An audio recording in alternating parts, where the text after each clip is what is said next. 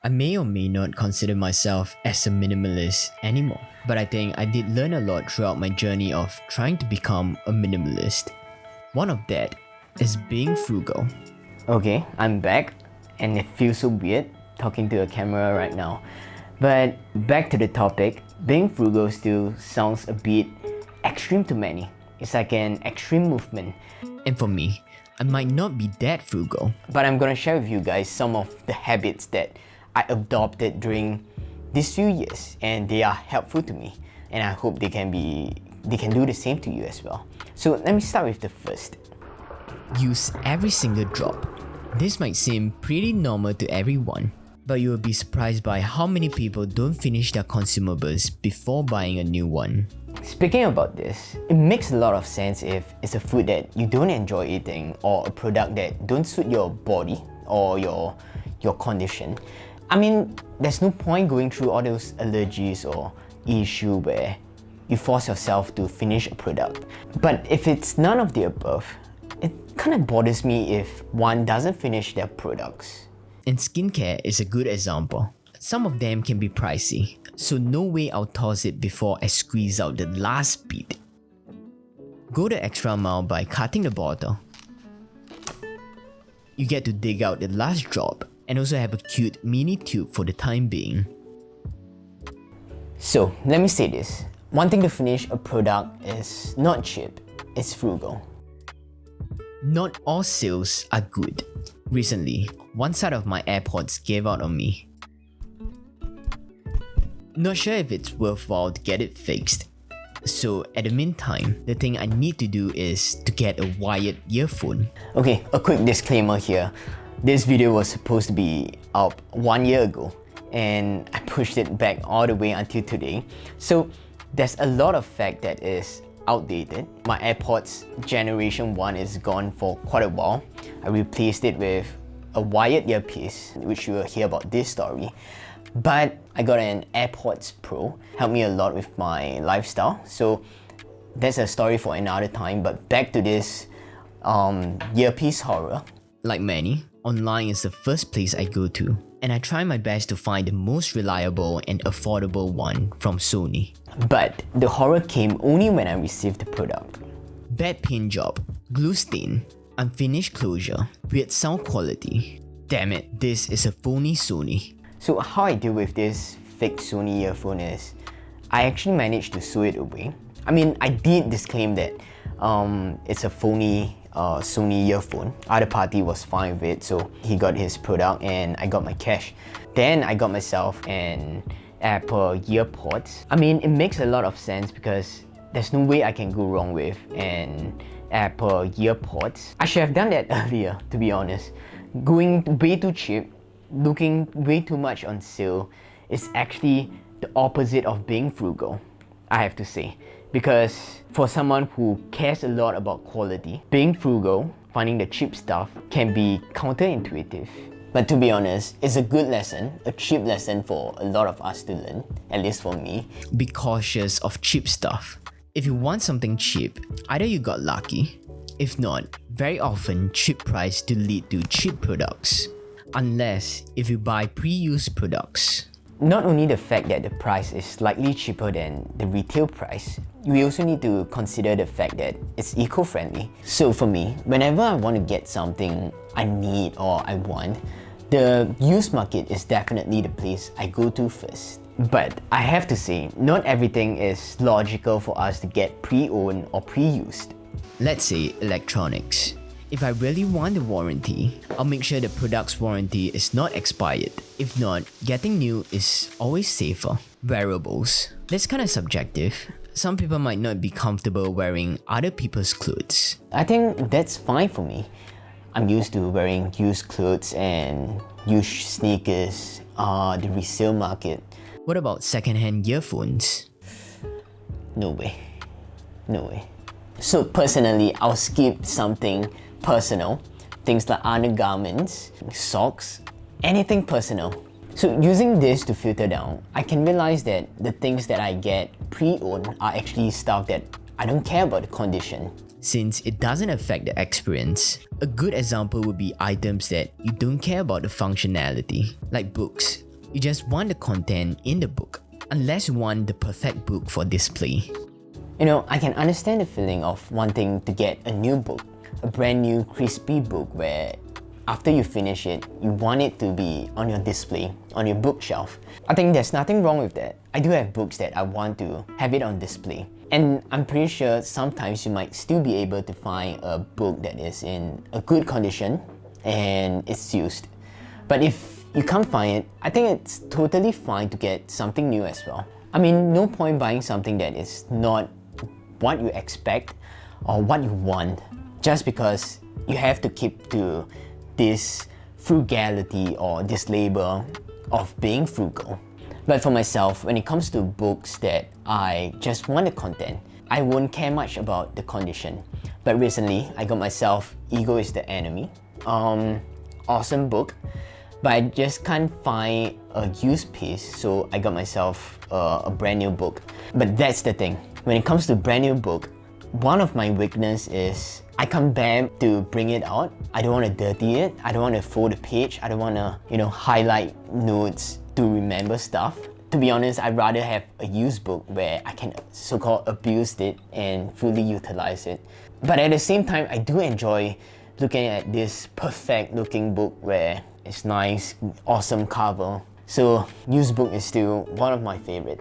Another factor about buying used stuff is you need to have good knowledge on what you're buying. Things like watches, cameras, or anything of your hobby.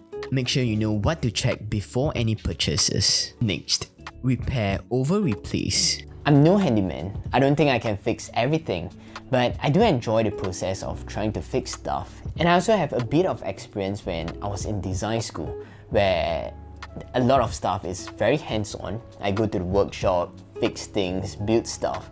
So that's where my knowledge came in. So a little knowledge on how to use some tools, and not to mention a little bit from my dad when he was fixing stuff. And I can't leave YouTube University out of this. You can get almost everything on the internet, on YouTube or Google. But am I a handyman? I don't think so. But I try to fix everything that is broken. A hole in a t-shirt, sew it up. Loose screw, tighten it. Faulty clock, dismantle it. I'm actually quite surprised that I fixed my bronze clock. I mean, after this fall, the alarm stopped working, which is half of the function of this clock because it's an alarm clock. I just left it as a normal clock. I just put it at the side. But one day I decided to just fix it. I was really inspired by Van Neistat, spirited man. So he tried his best to fix every single thing. He's really my inspiration of being handy. I dismantled the whole thing, trying my best to understand what's the issue with this clock not working. And I realized there was a broken piece. So I tried to cut a small piece of plastic out of some random plastic lying around, stick it back, and it works. So that's the journey of this broken alarm clock, which also boosted my confidence in repairing stuff. But indeed, everything has its limit. If it's beyond repairable, no point wasting your time, because time over money. Build it yourself. I want this. Can I build it? That's the question I always ask myself.